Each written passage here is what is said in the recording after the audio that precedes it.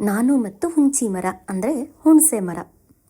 ನಾನು ದಾರಿಯಲ್ಲಿ ನಡೆದು ಹೋಗುತ್ತಿದ್ದೆ. ನನ್ನ ಬೂಟುಗಳು ಇದ್ದಕ್ಕಿದ್ದಂತೆ ನಿಂತು ಹೋದವು. ಮೆಲ್ಲನೆ ಕೆಳಗೆ ನೋಡಿದೆ. ಆಹಾ, ಹುಂಚಿ ಹೂವು! ನೆಲದ ತುಂಬ ಹಳದಿಯ ಹುಂಚಿ ಹೂಗಳ ರಾಶಿ ರಾಶಿ. ಚಿಕ್ಕವನಿದ್ದಾಗ ನನಗೊಂದು ವಿಚಿತ್ರ ಹವ್ಯಾಸವಿತ್ತು. ಅದೇನೆಂದರೆ ಹುಂಚಿ ಹೂಗಳನ್ನು ತಿನ್ನುವುದು. ಎಳೆಯ ಹಲ್ಲುಗಳಿಂದ ಹುಂಚಿ ಹೂಗಳನ್ನು ಬಕ್ಕ ಬಕ್ಕ ತಿನ್ನುವ ಬಕ್ಕ ಪಕ್ಷಿ ನಾನಾಗಿದ್ದೆ.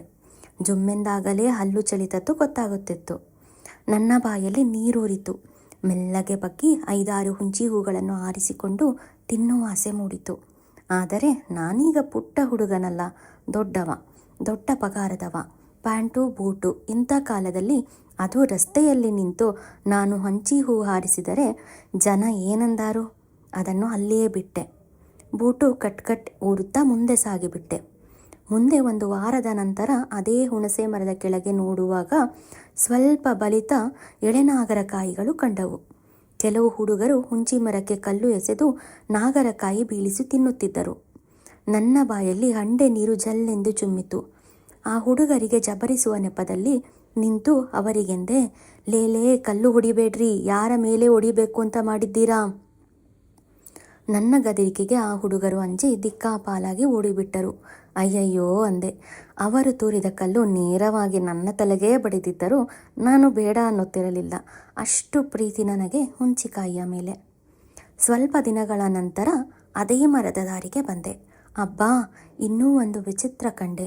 ಹುಂಚಿ ಗಿಡದ ಇಳಿಬಿದ್ದ ಟೊಂಗೆಗಳನ್ನು ಹಿಡಿದು ಕೆಲವು ಹುಡುಗಿಯರು ಜೋಕಾಲಿ ಜೀಕುತ್ತಿದ್ದರು. ಒಂದು ಕ್ಷಣ ನಿಂತೆ.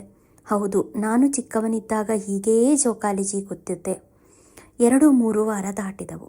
ಆ ಹುಂಚಿ ಮರದ ಬಳಿಗೆ ಬಂದಾಗ ಅಲ್ಲಿ ಹಬ್ಬದ ವಾತಾವರಣ. ಕಾರಣ ಡೋರೆ ಹುಣಸೆ. ಅಂದರೆ ಇತ್ತ ಕಾಯಿ ಹುಣಸೆಯೂ ಅಲ್ಲ, ಅತ್ತ ಹಣ್ಣು ಹುಣಸೆಯೂ ಅಲ್ಲ. ಇದರ ಮಧ್ಯದ ಹಂತದ ಹಳದಿ ಹಸಿರು ಬಣ್ಣದ ಡೋರೆ ಹುಣಸೆ ಹಣ್ಣು ಒಂದು ವಿಶಿಷ್ಟ ರುಚಿಯ ಹಣ್ಣು. ಈ ಹಣ್ಣಿನ ಅದ್ಭುತ ರುಚಿಯು ಆಪೂಸ್ ಮಾವಿನ ಹಣ್ಣಿನ ರುಚಿಗಿಂತಲೂ ಮೇಲು. ಮತ್ತೊಂದು ವಾರ ಕಳೆಯಿತು. ಈ ಹುಣಸೆ ಮರದ ಹತ್ತಿರ ಒಂದು ದುಂಡಾದ ಬಂಡೆಗಲ್ಲು ಇತ್ತು. ನಾನು ಸಂಜೆ ಗಾಳಿ ಸೇವಿಸುವ ನೆಪ ಮಾಡಿಕೊಂಡು ಅಲ್ಲಿ ಹೋಗಿ ಕುಳಿತೆ. ಅಲ್ಲಿ ಮರಕುಟಿಕನ ಹಕ್ಕಿ, ಕಾಗೆ, ಗುಬ್ಬಿ, ಮೈನಾ, ಟಿಟ್ಟಿಬ ಮುಂತಾದ ಪಕ್ಷಿಗಳು ಕಾಣಿಸಿಕೊಂಡವು. ಆ ಹಕ್ಕಿ ಮಿತ್ರರೊಂದಿಗೆ ಮಾತಾಡಿದೆ. ಅವೆಲ್ಲವೂ ಆ ಹುಣಸೆ ಮರದಲ್ಲಿ ಹಾಡಿ ನಲಿಯುತ್ತಿದ್ದವು. ಕತ್ತಲೆಯಾಗುತ್ತಾ ಬಂತು. ತಂಗಾಳಿ ಬೀಸಿತು. ಅಲ್ಲಿಂದ ಎದ್ದು ಹುರಿದ ಹುಂಚಿ ಕಪ್ಪ ಕುಟುಂ ಎಂದು ತಿನ್ನುತ್ತಿದ್ದು ನೆನಪಾಯಿತು.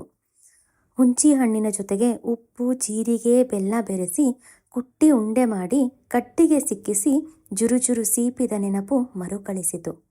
ಹೀಗೆ ಹುಂಚಿ ಮರದೊಂದಿಗಿನ ನನ್ನ ಸಂಬಂಧ ಎಂದೆಂದಿಗೂ ಮರೆಯಲಾರದ್ದು.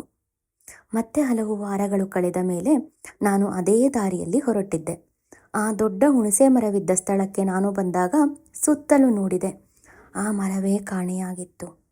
ಆ ಮರದ ಸಾವಿರಾರು ಟೊಂಗೆಗಳ ಜಾಗದಲ್ಲಿ ಬರಿಯ ಬೋಳು ಮುಗಿಲು ಮಾತ್ರ ಕಾಣಿಸುತ್ತಿತ್ತು.